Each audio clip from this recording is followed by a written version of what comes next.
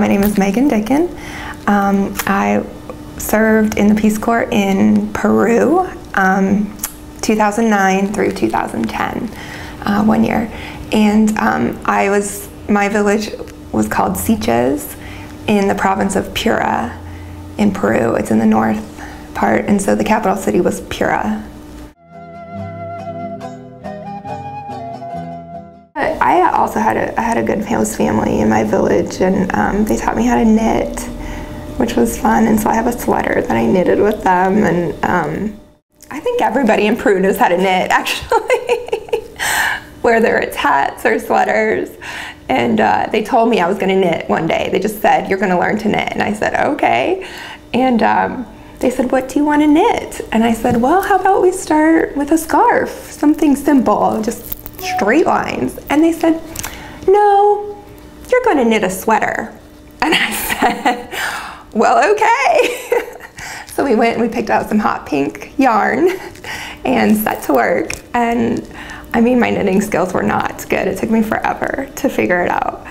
But they were patient with me, and I had 3 women. I had the grandmother, her name was Ixelina, and then her 2 daughters were 50. She was like 83. Yeah, and then her 2 daughters were 50 and 40, and then the 40-year-old had a little girl who was 10. So it was all women in the house. And they ran like a little restaurant sort of thing, and that's how they earned money. And also they would sell coffee beans. We would go and pick coffee beans in the chakra, in the kind of jungly area. I was in the mountains, but I was in the tropical mountains, so it wasn't like your typical Andes kind of what you see like on TV. But anyway, so we started knitting, and I did like part of the front and part of the back, and then they finished the sleeves and the cuffs, and they made a cute little V-neck, and they got really fancy with it. Nothing I could ever do myself. But I still have the sweater and I wear it. And so that's a nice memory. And so we would, after dinner, we would sit around knitting and watching Spanish television, telenovelas. And that's where I learned a lot of my Spanish, because I would sit there with a dictionary also and look up words that I didn't understand. So that was a great learning experience. I don't know if I could ever knit anything again, because I don't think I could figure out how to even start it or keep it going, but it was kind of cool that they involved me in that. And they were real sweet to me. I really learned the value of family while I was there, because I had moved away from my family and lived on my own, and would come to visit my mom like every 3 months or something. And when I saw that the whole, like 3 generations living together in the same house, and just that they were so close, and the sister-in-law up the street would come visit, and just they would sit around and knit and talk, and just, you know, they were just happy to be with each other despite having less, you know, and that just really made a difference to me. So when I came home, I was so glad to be able to live with my parents when I first came home. And even though, yeah, I was kind of afraid of how it would be, because, you know, most young people, when they move out, they say they could never live with their parents again. But I was actually surprised. It really worked well for us, and I think I really appreciated them more because they were my safe place to come, you know, after my medical separation and having the PTSD, and they supported me and helped me get better. But also just seeing like how the family unit in another country and how that worked and how important it was, I just really valued that more. So it's been really good living at home. And now I found my own place and ready to do my own thing, but I'm still staying kind of close to my family, and our relationship has been better for it. So the dogs? The dogs, yeah. Okay, well, the dogs, oh gosh. So I was at a meeting. We had a Peace Corps meeting for our region, and we went to, my voice is kind of bad because I'm still getting over a cold, but we went to this beach town for the meeting, and then it was like the day that we were gonna leave to go back to our villages. We were at this hostel on the beach where the owner had like 6 or 8 Peruvian hairless dogs. Now, if you've never seen a Peruvian hairless dog, they do come in various sizes. Some are miniatures, just like here. You can have a miniature Doberman, or you can have a huge Doberman. Well, these dogs probably looked like a mix between a Doberman and a Gremlin. If you remember the movie Gremlins. They have, because they don't have hair, they have purple skin. It's like a purpley brown color skin, and the only hair is on the top of their head, and it's this little tuft of like spiky, almost like a flat top, and just the ugliest dogs you have ever seen. So anyway, the owner has these dogs, and they fight amongst each other, but they never really bother the guests. However, the day that we were leaving, in the morning, it was like 8 a.m., I went walking on the beach just to kind of settle my stomach, because I mean, your stomach is really never settled when you're in a foreign country. You always have some kind of stomach issue happening.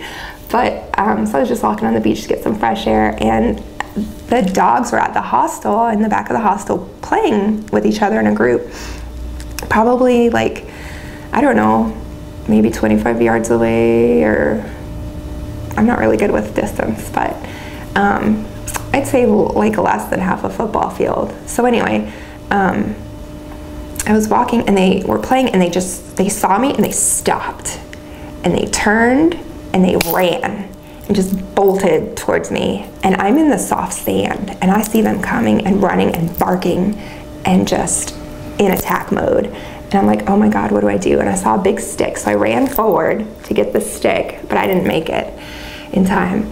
And all I had in my hand were my sandals, because by the time I got close to the stick, they were already there and encircled me, and were just like barking and snapping and coming from all directions. I mean, it wasn't just like play jumping and snapping. I mean, you know when a dog is playing, and you know when a dog is being ferocious.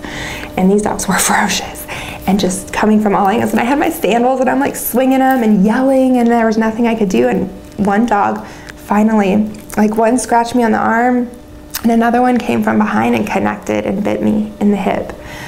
And I stumbled forward, and I knew at that moment that if I fell, I would not live through this experience. Like, I knew that they would kill me. And I was so scared and just screaming. And luckily I was wearing jogging shorts, so they were slippery, so he didn't really bite very much. It was just like a surface scratch and bruising. And I continued to fight, literally, for my life. And but I didn't think I could do it much longer, so I was getting tired. And luckily the owner heard me, the owner of the dogs heard me, and came running and called them off and got them off of me.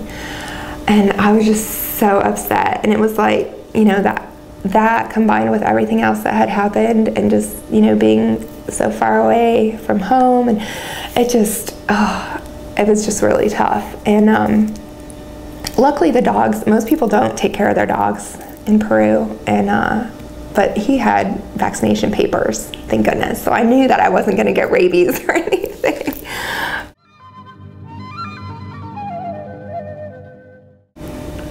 Let's see, when,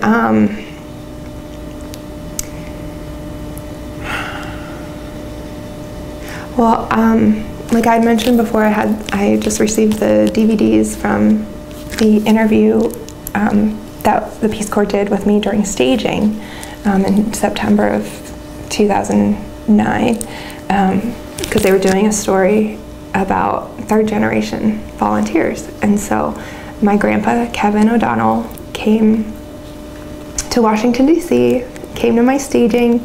They did an interview with him, they did an interview with me, and that was really, that meant a lot to me.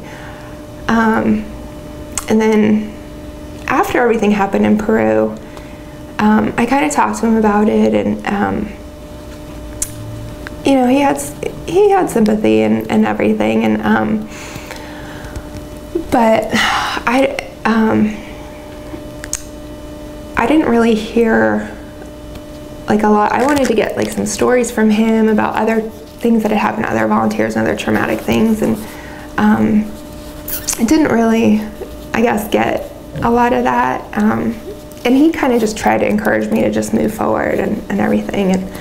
But I don't know, for some reason that was kind of hard for me to not hear a lot more feedback from him, I guess.